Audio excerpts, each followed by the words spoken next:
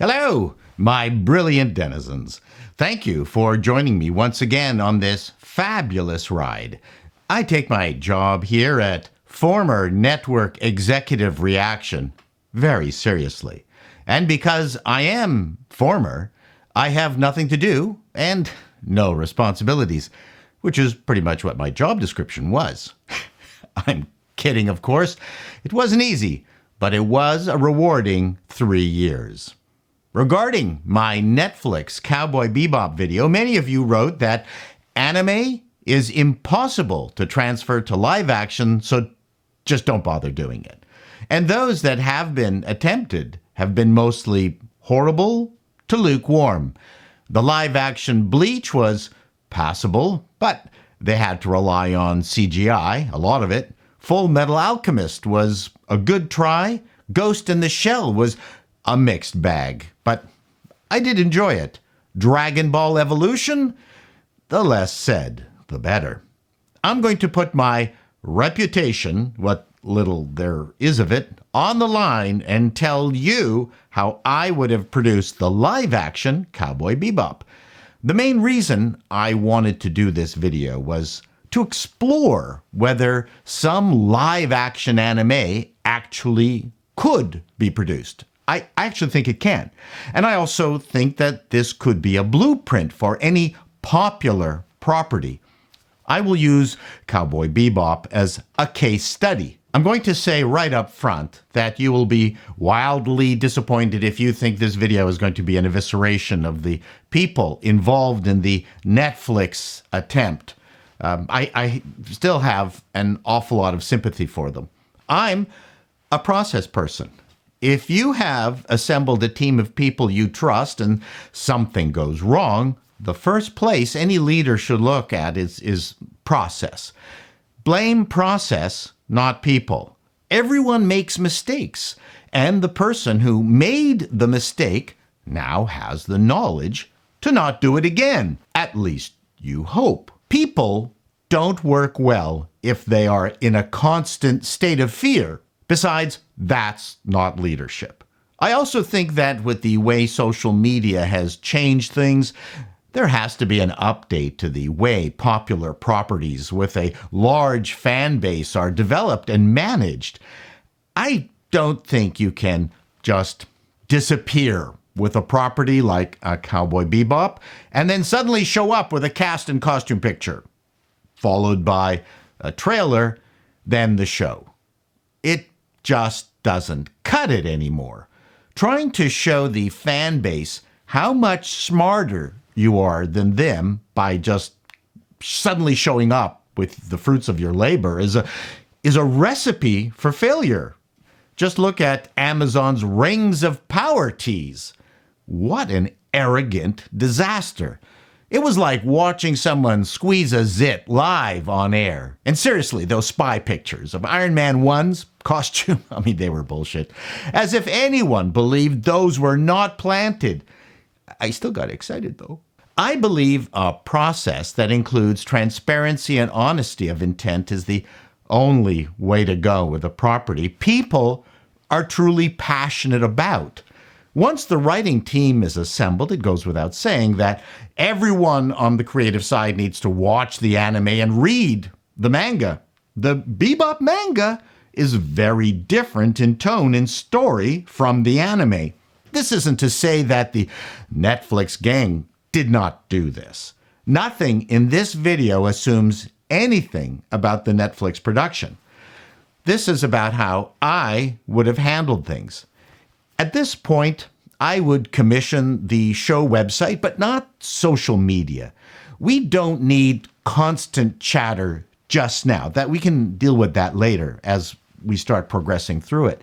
I would introduce myself and the writing team and the showrunner, and the first thing I would do to manage expectations is to be upfront that perhaps the anime is not our Bible, and we are going to look at the original manga for ideas also.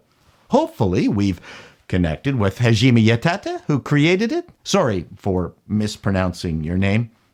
It might be a cynical move, but I want to prepare the fans for anything and calm their fears by the inclusion of Yatate.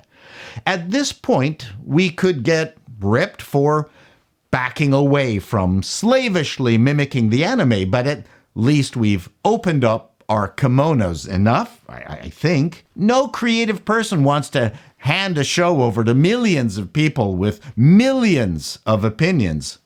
It's a risk, but we're living in a different time when it comes to massive fan properties. I'm trying to navigate the modern zeitgeist, and you've got to respect the fans. Regarding the actual show, there are many kinds of anime. Romantic, like Violet Evergarden. Hallucinatory, like Spirited Away. Yes, there are some animes that shouldn't ever be done, like Hunter x Hunter. But honestly, Cowboy Bebop should have worked because at its heart, it's a bounty hunting and detective procedural. Yes, there are a lot of character stories in there, but in the first season, I think it's important to keep things simple in the classic TV rinse and repeat way. Yeah, you can start attacking me already. We concentrate on the relationships between our main characters.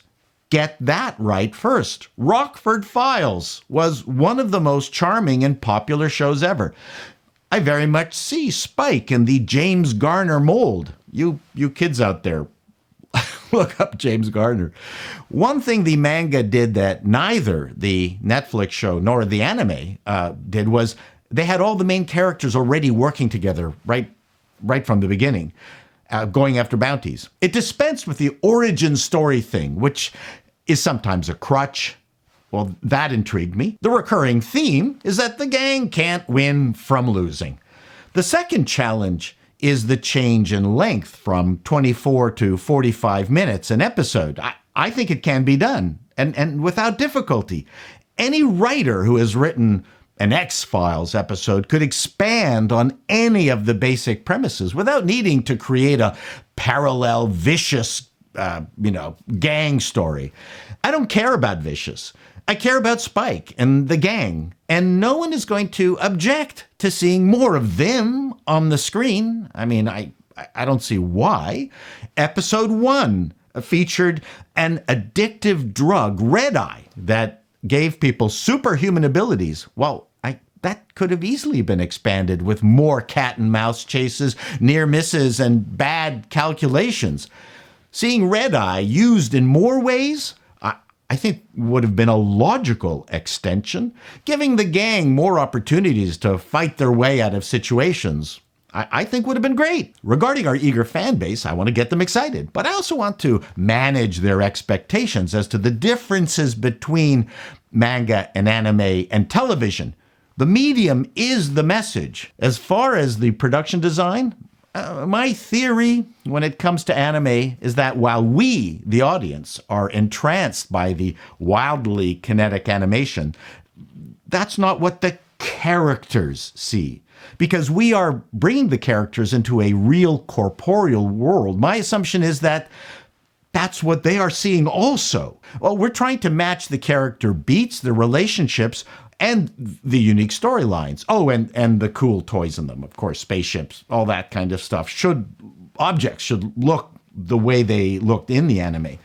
Probably most importantly, I would want the fight scenes to be epic, followed by, getting the Spike slouch right. And Faye has to be unbelievably sexy. I would show production sketches first, show the process. Maybe they're going to enjoy the process. The Making of Ridley Scott's Alien is one of my favorite books. Do I run the risk of a storm of Twitter hate? Of course. But I can't see any other blueprint to do this kind of show.